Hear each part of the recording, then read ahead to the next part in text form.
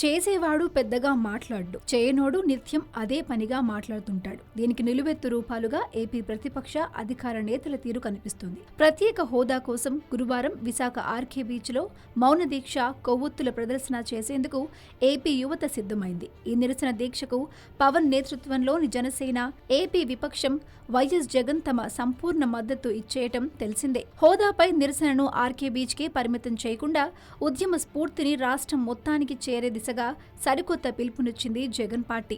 చావో రేవో తేల్చుకోవడానికి జగన్ నిర్ణయించుకున్నాడు. ప్రత్యేక హోదా గురించి ఎప్పటి నుంచో గురిపెట్టిన జగన్ ఈ అవకాశం వదులుకోదలుచుకోలేదు. జగన్ బ్యాచ్ మొత్తం రంగంలోకి దిగింది. నిన్నటికి నిన్న ఏపీ వ్యాప్తంగా ఉన్న పలువురు వైఎస్ఆర్ కాంగ్రెస్ నేతలు హోదా మీద అంశంపై స్పందించారు. మరోపక్క దేశ్ బచావో అంటూ పవన్ కూడా గళమెత్తాడు. రాజకీయ అరంగేట్రంకు రంగం సిద్ధం చేసుకున్నాడు. ప్రత్యేక హోదాకు కేంద్రం సుముఖంగా లేకపోవడం, ఎంత ప్రయత్నించినా ఇచ్చేందుకు సిద్ధంగా లేకపోవటాన్ని ఎవరూ కాదనరు. కానీ కొన్ని సందర్భాల్లో అవకాశాలు వాటంతట అవే వస్తుంటాయి. కేంద్రం దగ్గర అరచేతి మందాన పరపతి ఉందని చెప్పుకునే చంద్రబాబు, కేంద్రంలో తాను చక్రం తిప్పుతున్నానని గొప్పలు చెప్పే చంద్రబాబు, ఏపీకి ఎంతో కీలకమైన హోదా విషయంలో తన పలుకుబడిని ఎందుకు ఉపయోగించడం లేదన్నది పెద్ద ప్రశ్న. 2.5 ఏళ్ల తర్వాత ఎందుకు ఇప్పుడు హోదా జ్వాల రగిలింది?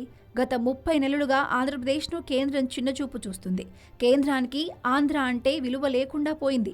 10 ఏళ్లు హోదా ఇస్తామన్న ప్రధాని నాలుక మడతేశారు. ఒక పరిశ్రమ రాలేదు, ఒక ఉద్యోగ కల్పన లేదు. చంద్రబాబు ప్రపంచం మొత్తం చుట్టి లోకం చుట్టిన వీరుడు అనిపించుకున్నారు తప్ప ఆయన పర్యటనలకు స్పందించిన ఒక్క పారిశ్రామికవేత్త కూడా ఆంధ్ర ముఖం చూడడం లేదు. కారణం ఒకటే, ఆంధ్రాలో అవినీతి తారా స్థాయిలో ఉందన్నది కేంద్ర ప్రభుత్వ సంస్థలు సర్టిఫికెట్లు ఇస్తుండడమే.